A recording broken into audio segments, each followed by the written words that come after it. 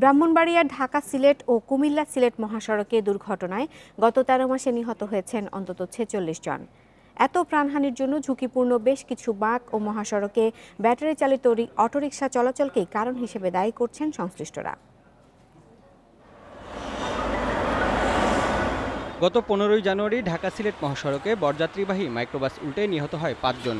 এরপর আরও ৩টি দুর্ঘটনা হয় ঢাকা সিলেট ও কুমিল্লা সিলেট মহাসড়কে, যেখানে প্রাণহানি ঘটে আরও ৫ জনের। এর আগে ২০১৮ সালে দুই মহাসড়কে ৩৮টি দুর্ঘটনায় নিহত হন ৩৬ জন।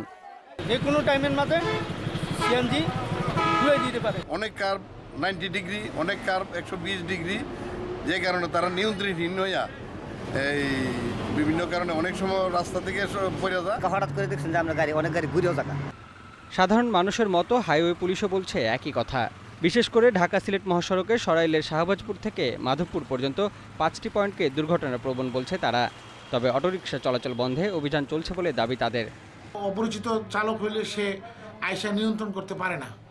এই রাস্তাগুলো বাঁকে আছে, যেহেতু বাঁক আছে এটা তো এই মুহূর্তে কিছু করা সম্ভব না। ঢাকা সিলেট মহাসড়ক 4 লেনে উন্নীত করার সময় বাঁকগুলোকে সোজা করার পদক্ষেপ নেওয়ার আশ্বাস দিয়েছে সড়ক বিভাগ। একই সাথে বাঁক সরলীকরণ প্লাস 4 লেন করা, অর্থাৎ যাতে মানুষ ঝুঁকি মুক্ত অবস্থায় নিরাপদে ঢাকা থেকে সিলেটে গমন করতে পারে সে ব্যাপারে প্রয়োজনীয় ব্যবস্থা গ্রহণ করা হচ্ছে সরকারি পর্যায় থেকে। মহাসড়ক দুটিতে হওয়া বেশিরভাগ দুর্ঘটনায় মামলা ও অভিযোগপত্র দেওয়া হলেও প্রতিকার না পাওয়ার কথা জানিয়েছেন ভুক্তভোগীরা। Independent news desk. সড়ক দুর্ঘটনা নিয়ে আরও জানাতে ফরিদপুর থেকে যুক্ত হচ্ছেন মফিজুর রহমান।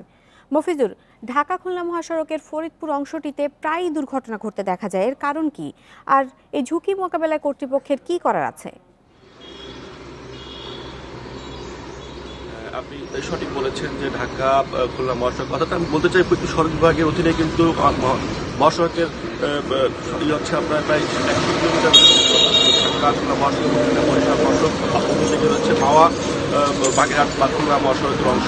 তো এর মধ্যে যে অধিক দুর্ঘটনা প্রবণ এলাকা হচ্ছে আপনার ঢাকা মাওয়া থেকে 25 কিলোমিটার অংশ রয়েছে। এছাড়া ফরিদপুর থেকে খুলনা যেতে, অর্থাৎ ফরিদপুর মধুখালী মাগুরা হয়ে যে সড়কটি গিয়েছে N7 সড়কটি, সেখানে কিন্তু ব্যাপক সড়ক দুর্ঘটনার স্বপ্ন দেখি। গত এক বছরে আমাদের কাছে যে পরিসংখ্যান আছে তাই অর্ধ শতাধিক মানুষ কিন্তু এই সড়কে প্রাণ গিয়েছে এবং শতাধিকের উপর মানুষ আহত হয়েছে, যারা অনেকেই পঙ্গুত্ব বরণ করেছে।